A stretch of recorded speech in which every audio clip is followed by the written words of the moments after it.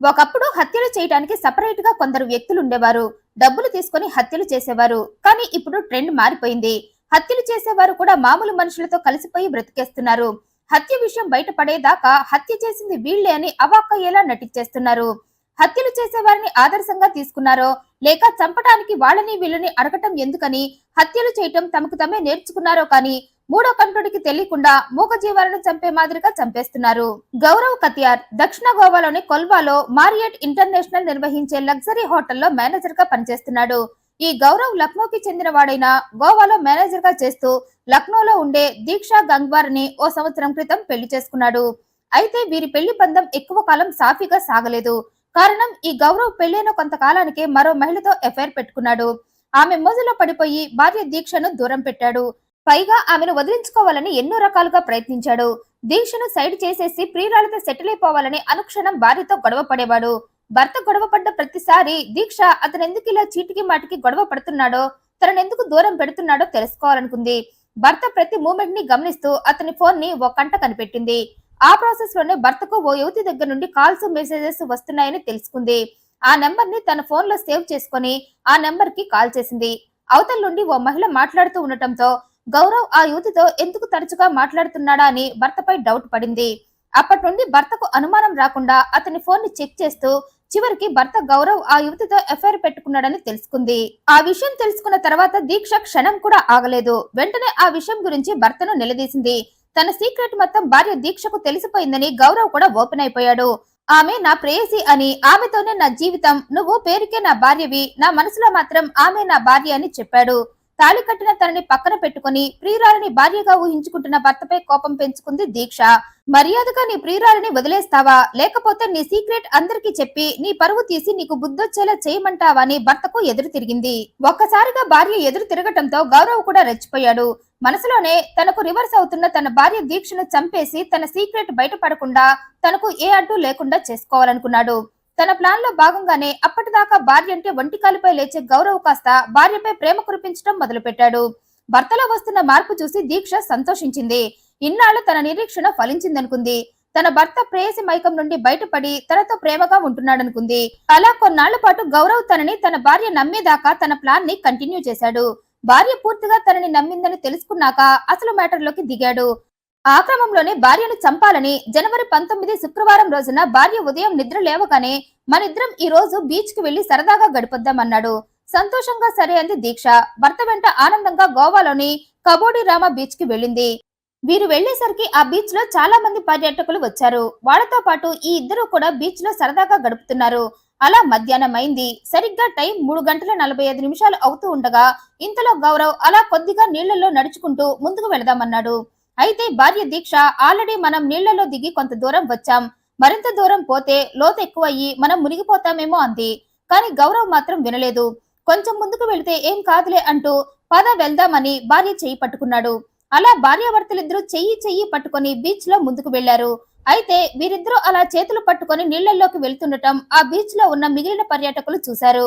అయితే మొదట్లో వారు ఆ విషయాన్ని పెద్దగా పట్టించుకోకుండా వారు కూడా బీచ్ లో ఎంజాయ్ చేస్తున్నారు. ఈలోగా గౌరవ్ భార్యతో బీచ్ లోకి వెళుతూ జనసంచారం తక్కువగా ఉన్న చోట చూసుకొని సడన్ గా కావాలని దీక్షను పట్టుకొని నీళ్లలో ముంచేశాడు. లోపల ఆమె గిలిగిలా కొట్టుకుంటున్నా ఆమె పైకి రాకుండా తన చేతులతో ఆమెను లోపలే అదిమి పట్టుకున్నాడు. లోపల నీళ్లు ఇసుక ఉండటం వల్ల దీక్షకు ఊపిరాడక కొంతసేపటికి చనిపోయింది. భార్య లోపల కదలకపోవడంతో ఆమె చనిపోయిందని అనుకున్న గౌరవ్ సైలెంట్ గా తనొక్కడే బీచ్ లో నుండి నడుచుకుంటూ బయటకు వచ్చాడు. అయితే అలా బయటకు వచ్చాక గౌరవ్ కి అనుమానం వచ్చింది. నిజంగానే నా భార్య చనిపోయిందా లేదా అనుకున్నాడు. మరోసారి బీచ్ లోకి వెళ్లి చెక్ చేసుకుని కన్ఫర్మ్ చేసుకుందామని మళ్లీ బీచ్ లోకి వెళ్లి భార్యను చంపిన చోట చేతులు పెట్టి చూసుకున్నాడు. లోపల భార్య శవం తగలటం, ఆమె కదలకపోవటంతో దీక్ష చనిపోయిందని నిర్ధారించుకుని తనొక్కడే బీచ్ లో నుండి నడుచుకుంటూ బయటకు వచ్చాడు. అయితే గౌరవ్ దీక్షతో కలిసి నీళ్లలోకి వెళ్లటం అక్కడే ఉన్న పర్యాటకులంతా చూశారు. వెళ్లినప్పుడు ఇద్దరు వెళ్లి వచ్చేటప్పుడు గౌరవ్ ఒక్కడే రావడంతో ఆ పర్యాటకులకి అనుమానం వచ్చి ఆ విషయాన్ని పోలీసులకు చెప్పారు. దీంతో పోలీసులు వెంటనే అక్కడకు చేరుకున్నారు. బీచ్ లో ఒంటరిగా ఉన్న గౌరవ్ ని పట్టుకున్నారు. నీతో నీ భార్య కూడా వచ్చింది కదా, మరి ఏదని ప్రశ్నించారు. ఇద్దరు కలిసి నీళ్లలోకి వెళ్లారు కదా, మరి ఒక్కడివే వచ్చావేంటి అని ప్రశ్నల మీద ప్రశ్నలు వేశారు. పోలీసులు ఒక్కసారిగా తనని పట్టుకోవడంతో బిత్తరపోయాడు గౌరవ్. జస్ట్ అలా హత్య చేశానో లేదో వెంటనే పోలీసులకు ఎలా తెలిసిపోయిందనుకున్నాడు. ఏదోలా తన క్రిమినల్ బుర్రను ఉపయోగించి పోలీసులకు అబద్ధం చెప్పి తప్పించుకోవాలనుకున్నాడు. అయితే ఇక్కడే ఉంది మరో ట్విస్ట్. ఈ గౌరవ్ తన భార్యని నీళ్లలో ముంచి చంపి 1-2 సార్లు ఆమె చనిపోయిందా లేదా అని చెక్ చేసుకుంటూ ఉండగా ఓ పర్యాటకుడికి అనుమానం వచ్చి గౌరవ్ మళ్ళీ తన భార్య నిజంగా చనిపోయిందా లేదా అని చెక్ చేస్తున్నప్పుడు దాన్ని తన ఫోన్ నుండి వీడియో తీశాడు. పోలీసులు గౌరవ్ ని పట్టుకునేసరికి ఆ వ్యక్తి తను తీసిన వీడియోని పోలీసులకు చూపించాడు. అయితే పోలీసులతో పాటు ఆ వీడియోని చూసిన గౌరవ్ వెంటనే ప్లేట్ మార్చేశాడు. నా భార్య నేను సరదాగా నీళ్లలోకి వెళ్ళినప్పుడు అనుకోకుండా ఆమె నీళ్లలో మునిగిపోయింది. అది ప్రమాదవశాత్తు మాత్రమే జరిగింది. ఆమెను రక్షించాలని నేను శతవిధాలా ప్రయత్నించాను. కానీ ఆమెను రక్షించుకోలేకపోయాను. ఎంతోసేపు ఆమె కోసం నీళ్లలో వెతికాను. కానీ ఆమె దొరక్కపోవటంతో నిరాశగా ఏం చెయ్యాలా అని ఆలోచిస్తున్నా అంటూ బకెట్లు నిండిపోయేలా ఏడ్చాడు. నా భార్య అంటే నాకు ప్రాణం. మా ఇద్దరికి పెళ్లి సంవత్సరమే అయింది. కొత్త పెళ్లి మురిపాలు కూడా ఇంకా తీరలేదు. ఏదో సరదాగా భార్యతో గడుపుదామని ఇలా బీచ్ కు వచ్చా. అంతలోనే ఈ ఘోరం జరిగిపోయిందంటూ గుండెలు బాదుకున్నాడు. నీళ్లలో మునిగిపోయిన నా భార్య కనిపించక అసలు ఆమె బ్రతుకుందా చనిపోయిందా అన్న అయోమయంలో బాధలో ఉన్న నన్ను మీరిలా అనుమానించడం కరెక్ట్ కాదన్నాడు. కానీ పోలీసులు మాత్రం ఆ మాటలని నమ్మలేదు. ఆ వీడియోలో గౌరవ్ భార్య శవం కోసం వెతుకుతూ ఉండటం క్లియర్ గా ఉండటంతో అతన్ని వదలకుండా విచారించడం మొదలుపెట్టి మరో పక్క దీక్ష శవం కోసం ఆ బీచ్ మొత్తం జల్లెడ పట్టగా ఓ చోట వారికి దీక్ష శవం దొరికింది. ఆ శవాన్ని హ్యాండ్ ఓవర్ చేసుకున్న పోలీసులు శవాన్ని పరిశీలించారు. ఆ క్రమంలోనే వారికి దీక్ష ఛాతీపై గీరిన గాయాలు కనిపించాయి. ఆ గాయాలు దీక్షని చంపుతూ ఉండగా గౌరవ్ చేసినవే అని పోలీసులు నిర్ధారించుకున్నారు. శవాన్ని పోస్ట్ మార్టానికి పంపగా ఇసుక వల్ల నీళ్ల వల్ల ఆమె ఊపిరాడక చనిపోయిందని ఆమెది హత్య అని తేలింది. అప్పుడు కూడా ఈ గౌరవ్ తన నేరాన్ని ఒప్పుకోలేదు. నా భార్య నా ప్రాణం అంటూ ఏవేవో కథలు కహానీలు వినిపించబోయాడు. అప్పటికే గౌరవ్ కన్నింగ్ మైండ్ సెట్ చూసి విసిగిపోయిన పోలీసులు తమ స్టైల్లో విచారణ మొదలుపెట్టారు.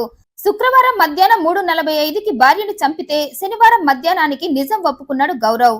నా భార్య నా అక్రమ బంధానికి అడ్డం వస్తుందని అందుకే ప్లాన్ చేసి ఆమెను బీచ్ కి తీసుకువెళ్లి నీళ్లలో ముంచి చంపి ప్రమాదవశాత్తు జరిగిన మరణంలో చిత్రీకరించబోయానని చెప్పాడు.